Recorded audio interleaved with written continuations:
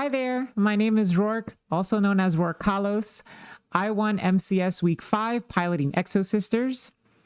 As an addendum to the deck profile I recorded yesterday, I wanted to make this video going over some choice replays from my top cut matches in order to showcase the technical play and skill expression when playing Exosister. This first replay is game 1 of my top 8 match versus Wolt. By the way, shoutouts to you, Wolt. We just met, but you're an awesome person. Let's get started.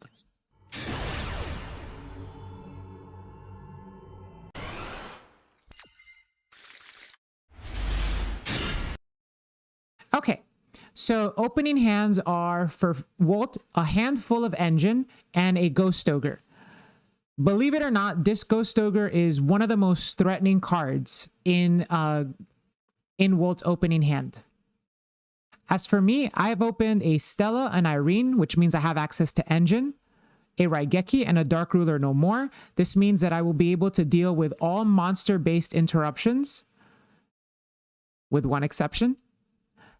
And the Vadis, which could be used to prevent myself from getting OTK'd on Wolt's Crackback.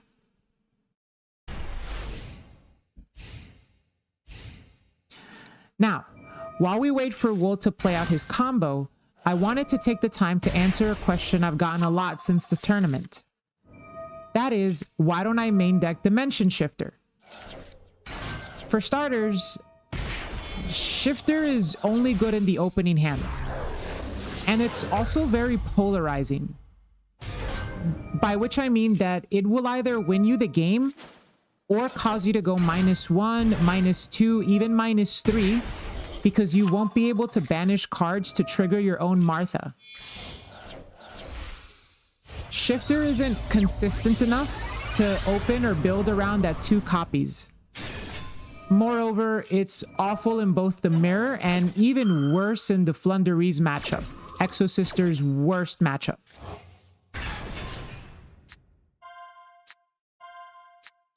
Let's just fast forward a little bit. Psychic and Punisher. So, the board is Baron, Pep, Zombie Vampire, Gabu, which is an Imperm, and Called by the Grave, which is not that great, but actually does get Wolt some value. We have drawn a Martha for turn. That is an excellent draw. So, this turn always starts out by us activating Dark Ruler no more. This will deal with the Baron and ensure that the Zombie Vampire doesn't remain on the field in any way, which means that Wolt will have a much harder time killing us on turn 3.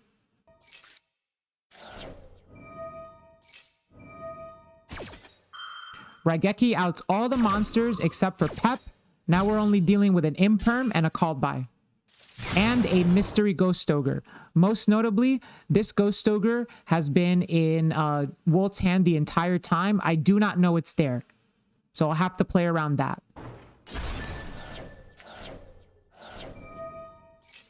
I start by activating Martha, and it's met by a chain of Called by the Grave.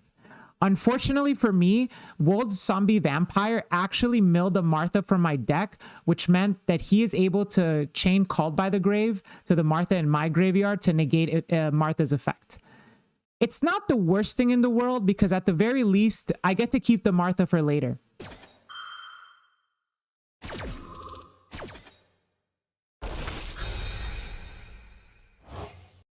With that, my next play is to normal summon Stella and activate its effect to special Irene from hand.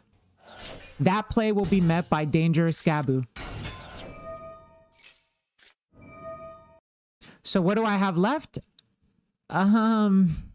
Set Vadis and pray that it is enough to buy me one more turn. So the goal is really just to live one more turn and to pay enough life points to out the Pep on turn 4 or later.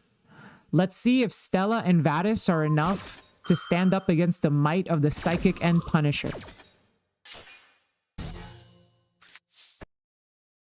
It's a real David and Goliath situation here. So I have a few goals with regards to outing the Pep. I cannot let Wolt pay any more life. Pep has an effect to pay 1,000 life points, banish a monster that you control, and a card your opponent controls. I can't let Wolt do that, so I have to make sure to keep him off monsters if I can.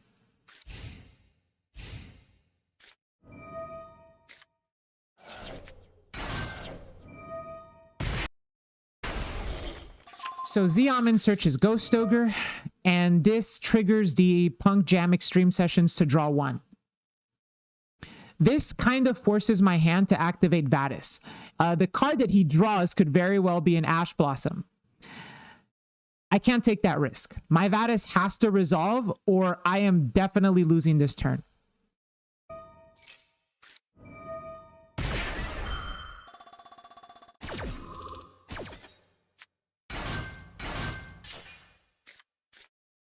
Okay, the draw is a Master of Beast. That's good for us.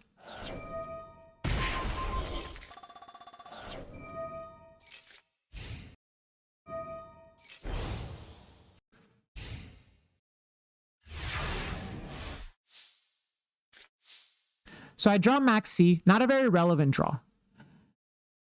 But this turn is very crucial. I make a huge mistake in this turn. It doesn't end up costing me the game, but there actually is a way to not only out-Pep, but OTK through the Ghost Ogre in hand. And I did not see the line until after I had already committed my Magnifica in defense position. So let's go over that line. It always starts by activating Stella to summon Irene from hand.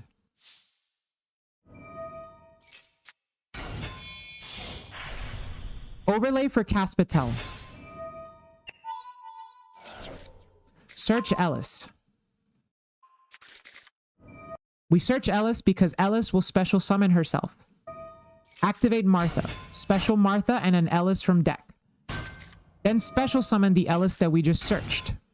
This allows us to overlay into McAllis with the 2 Ellises and not use the Martha.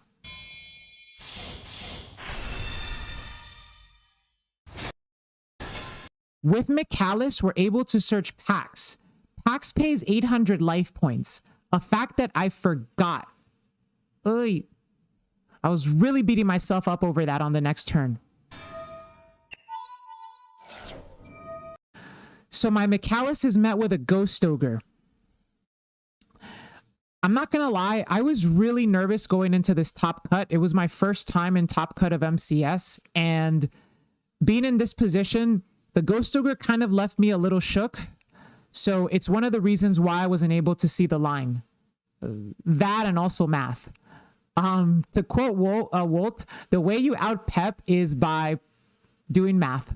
And people don't like doing math, so people don't out-Pep. But the Ghost Ogre here doesn't matter, because we're able to chain McAllis's Quick Banish effect, choosing to banish the driver from Wolt's graveyard. This is to turn off any future activations of Gamma, which there is actually still 1 Gamma left in his deck. Presumably, he might even play Lambda. But this Ghost Ogre is not negating our McAllis. We will still get our search, and the banish will trigger our Martha. With that Martha trigger, we'll be able to go into another Exceed. I go into Jabreen, activate the effect to boost the attack, and then I make McAllis in defense position. Do you see the problem here? I'm at 7,200 life. Wolt is at 46. If I activate Pax, I will be at 6,400 life. Pax can special summon Martha from the deck because I have an Ellis in the graveyard. Martha has 1,600 attack. If I go into battle after activating Pax,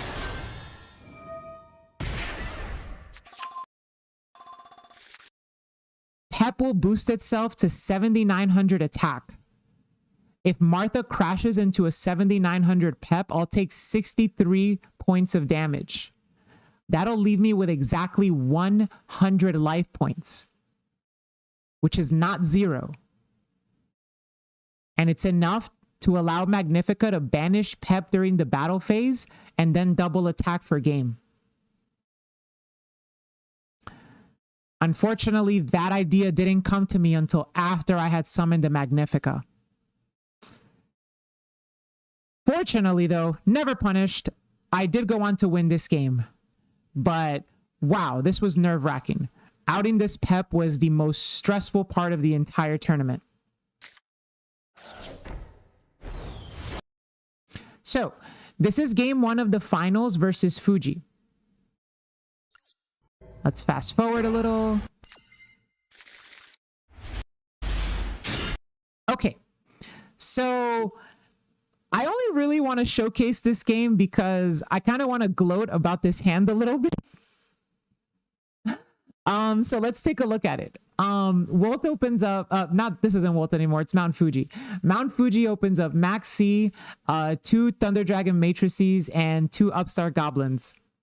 I open up Ash, Martha, Dark Ruler No More, Imperm, Vadis. This is basically Exodia. One thing that I know about Thunder Dragon is that most of, if not all of their interruptions are based around their monsters. In other words, this Dark Ruler No More is going to effectively trade with everything that Mount Fuji does during his turn. So my first decision is, while, and let's actually have the video running while I discuss this. While Mount Fuji is comboing, should I actually activate Infinite Impermanence or Ash Blossom?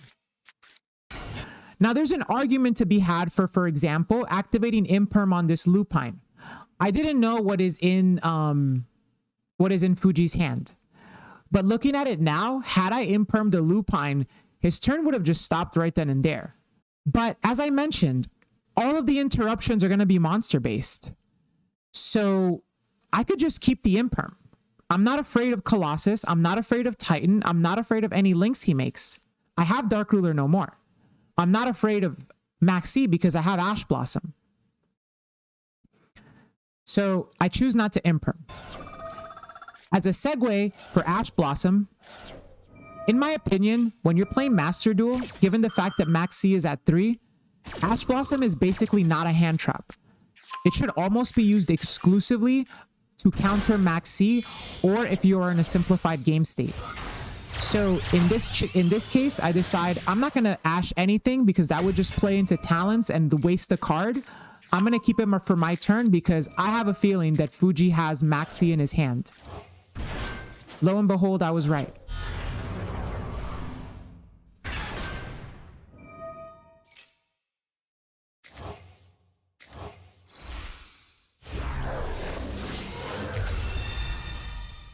So, Colossus, Titan, and IP Masquerena.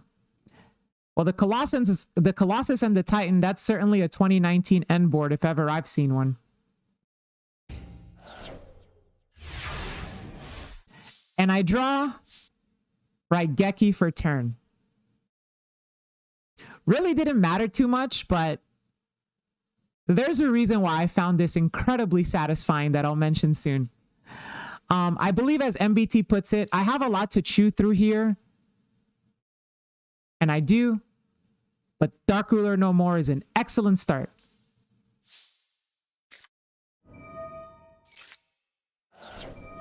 Martha, Maxi, Ash Blossom.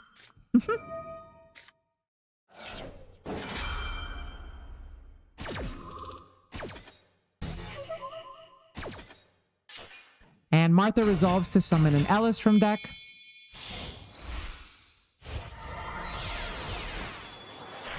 I make McAllis here, and I search Returnia. Now, I'm obviously not going to search Vadis. I already have one. But one of the things that I want to address with this replay is how concealing information can help you OTK later on.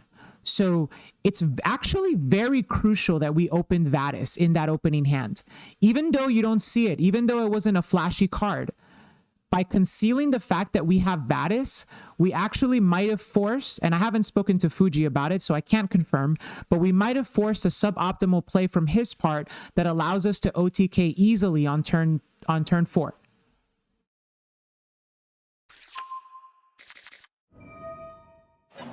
Now with McCallus, because I was able to draw Raigeki, that's the skill diff, I know that I can out the whole board without having to banish anything. Otherwise, I would have had to have banished Titan, attack over IP, or banish Titan and attack over Colossus, sorry. But because I have Raigeki, I don't have to do that. So the most relevant threat is Thunder Dragon Fusion. And if I banish that now, I severely hinder Fuji's crackback. Then here it comes down.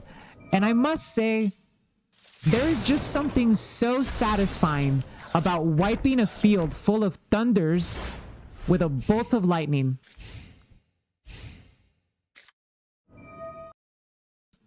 Now, Fuji's top deck of Desires was pretty scary. There's a lot of things he could draw into. But he draws Ash Blossom and Allure. Now, we have a search next turn because McCallus was left on board.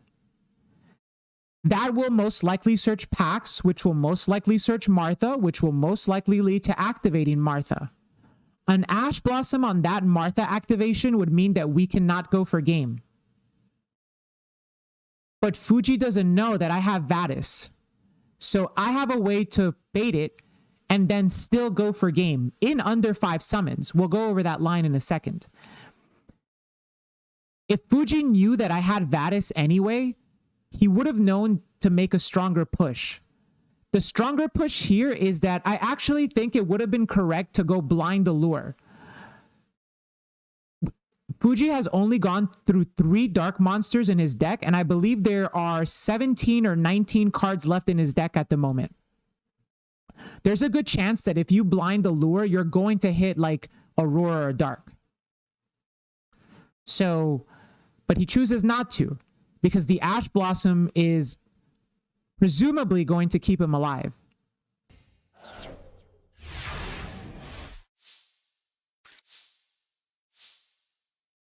I draw my own Ash, McCallus, search Pax, activate Vadis, this baits out the Ash. And at this point, we can showcase the line to OTK in under 5 summons. Activate Pax, add Martha, activate Martha, summon Ellis. This is summon 1 and 2. Overlay for Casp. Casp will add back a Martha. Normal summon the Martha is summon number 4. Now this OTK works because we have a set Returnia. It also works with a called by. It also works with a live McCallus banish. We attack with everything we have, and then we activate Returnia. And because of the position that we're in, we're actually able to do this OTK playing around Nibiru, because we do our 5th summon in the battle phase, and playing around Gamma and playing around Ghost Ogre. I like to use the Returnia to Exceed summon into Magnifica on its resolution instead of triggering the Martha. If I had triggered the Martha, I could have played into Gamma and Ghost Ogre. But by doing this, I get my additional attack in without ever activating a monster effect.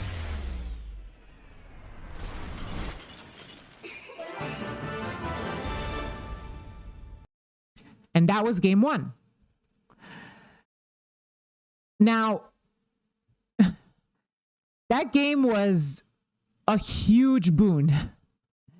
My friends on Discord were going wild, and I felt invincible. After that game, I was confident that I was going to take it all the way. With that being said, I did go on to lose game 2. Okay, I got even lead. But I do want to have a look at game 3. I went back to watch MBT's stream, and I saw that some people in chat were saying that I won the game because of a floodgate. While the floodgate certainly helped, I want to showcase this game specifically because it's a good lesson in understanding how you should make decisions in Yu-Gi-Oh! You could still lose games with amazing hands, and your technical play matters even when you're in an advantageous position. So let's pull that up. Okay. So here we have game 3 of the finals. Let's fast forward to the opening hands. And Fuji has opened up Talents, Allure, 3 Thunder Dragons. I have opened up Ash Blossom, Stella, and Irene, so that's engine covered. Pax, more engine covered, and Gozen Match, the aforementioned Floodgate. This turn will always start out with normal summon Stella and special Irene from the hand.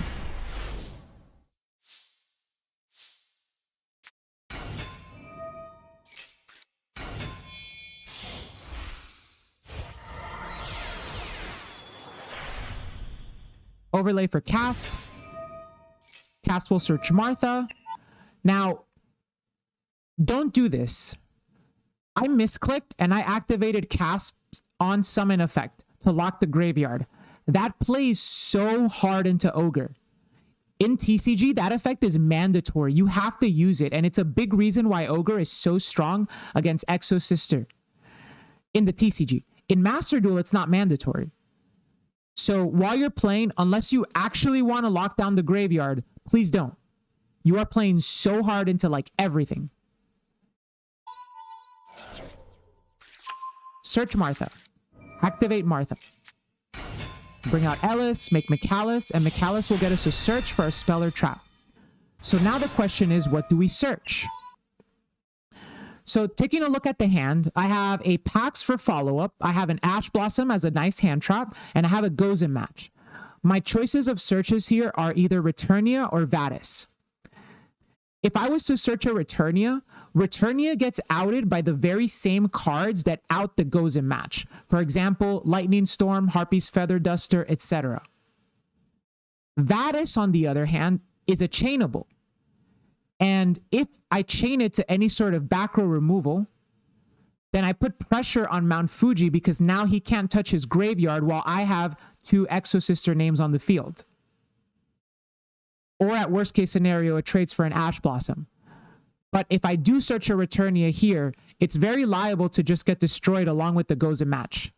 So I choose to add Vadis, despite the fact that I already have Pax in hand, so I can actually already have follow-up even without searching Vadis. This is also the reason why I don't use the Pax to search for Returnia. You might be compelled to do that in order to have an extra interruption. But if you set 3 here, Gozen, Returnia, and Vadis, you are putting all your eggs on the basket of my opponent doesn't have Lightning Storm or Harpy's Feather Duster. Sometimes in Yu-Gi-Oh!, especially post-side, you have to recognize when it's more important to have follow-up versus putting all your interruptions on the table. That's why I keep the Pax in hand, and that's why I search Vadis with McAllis.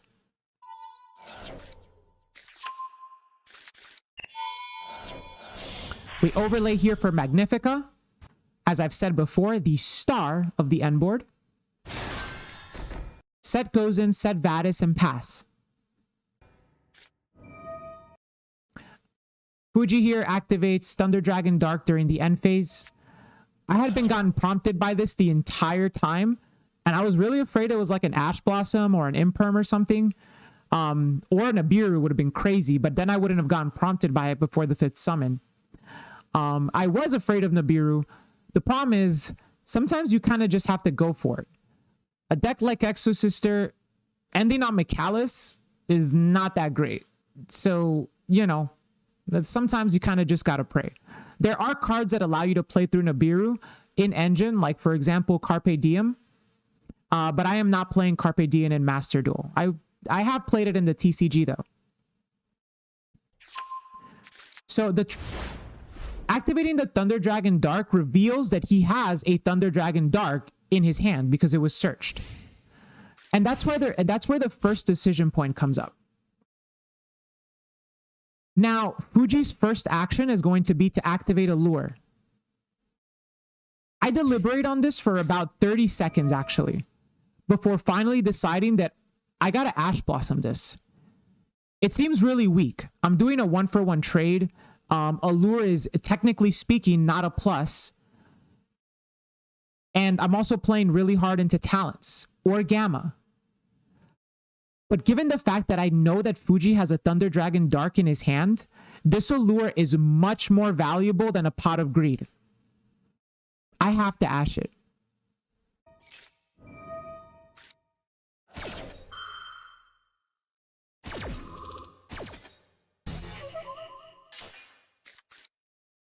The next card was Desires.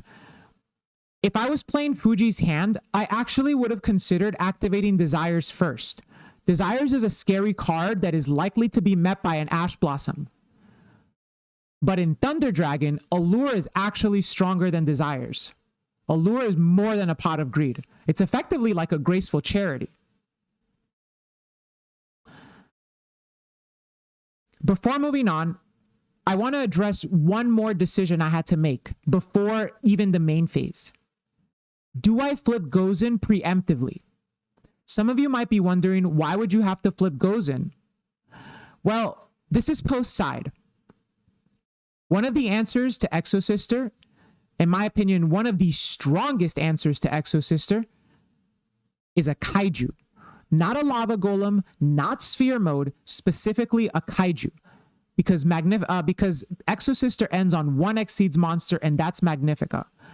Giving them a body by tributing it for cost means that your Returnia is turned off, and if that body stays, so if you don't out the Kaiju that you gave your Exosister opponent, they will not be able to activate Martha on their following turn. Having a body that is not an Exosister on your field is extremely detrimental. It's one of the reasons why I side deck Dark Hole. So that's one reason why I might choose to flip Gozen match in the standby phase. It plays around a Kaiju. But there are reasons why you also wouldn't want to do that. For starters, Kaijus are not very popular in the Sprite meta because 1-for-1 trades are not really what you want to be doing. And moreover, Floodgates lose a lot of their value when they're already on the field.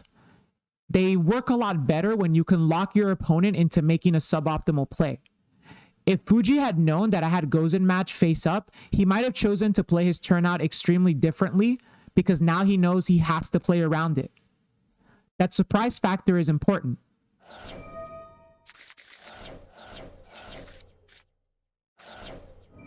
So Desires into Upstart, into Thunder Dragon. What an amazing draw of Upstart.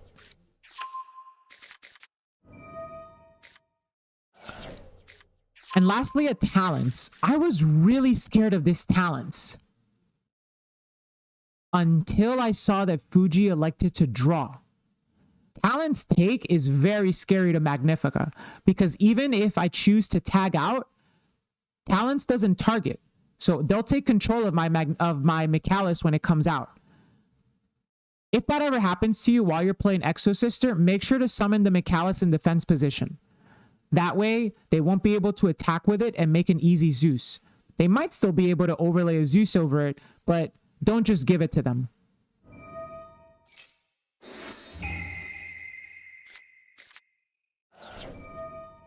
Thunder Dragon Hawk was excellent because this gives him access to Thunder Dragon Fusion. The Desires is unfortunate, of course. But now, once the Thunder Dragon Dark hits the field, now I can flip Gozen match. You see, there's effectively 2 engine ways that Thundra is going to out Magnifica. It's either going to be Colossus boosted by Matrix or Titan Pop. Gozen match kind of makes these mutually exclusive because Titan is a light and Colossus is a dark. Moreover, Magnifica can deal with either of them. I can chain block the Titan, or I can just banish the Colossus. So either of these outs are much less threatening once Fuji is locked to one attribute.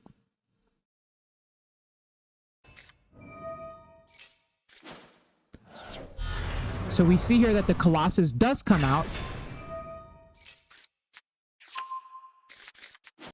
And Fuji makes a fantastic play by tribute setting Roar. Now he activates the Thunder Dragon Fusion to make Titan. As I mentioned, I can always chain block Titan. Here I activate Vatis because Mount Fuji has no banished Thunders. They're all in his graveyard. His only banished cards are face down. So this Vatis, if it resolves, it's basically going to win me the game automatically. Or at worst, it's going to trade for an Ash, which it did.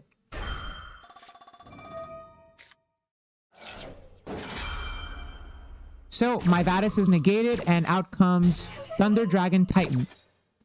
As I mentioned earlier, I can always chain block Titan, so it's not very threatening.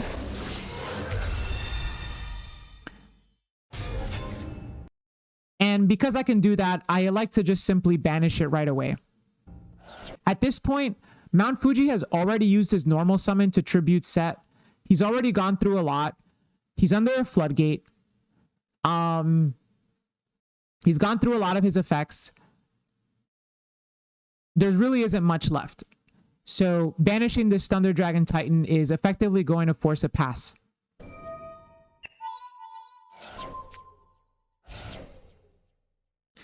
Now, how do I close the game out? Because I have Magnifica on board and not McAllis, I specifically need to draw an Exosister name.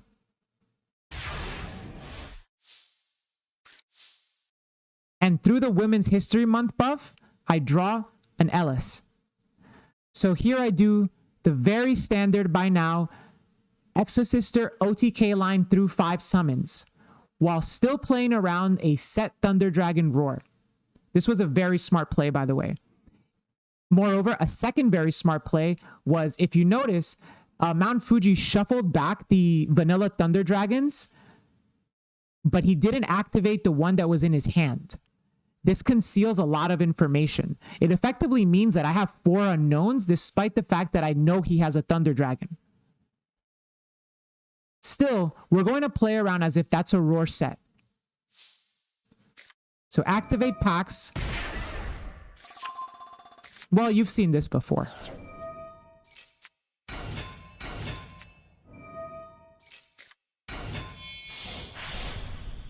Now, I make McAllis here. McAllis is important because the set could be Roar. If the set is Roar, when I beat over it, Fuji will be able to summon another monster from his deck, which can blank an attack. But by summoning McAllis, I have the banish off Magnifica to get rid of the monster that's summoned, and I have the banish off McAllis to trigger the Martha and close and seal the game.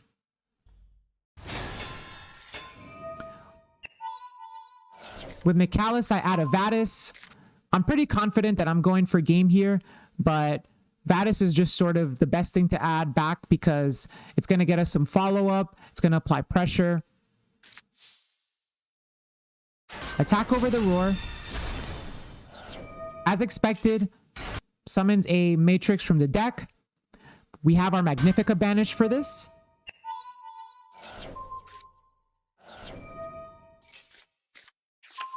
The search doesn't matter. Attack.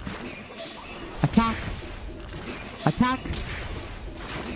And McAllis banished the Thunder Dragon Fusion. Martha resolves. Bring out Jabreen. Sorry I didn't bring out Asophil if that's what you wanted. Jabreen is just the one most known for the OTKs, you know?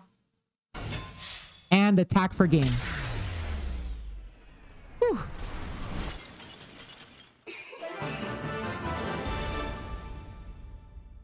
So, hopefully, you learned something about playing Exosister and how to play in competitive settings, thinking about your decision trees, realizing what outs your board and how to play around it and how to plan ahead so you can secure OTKs on following turns. Thank you so much for watching.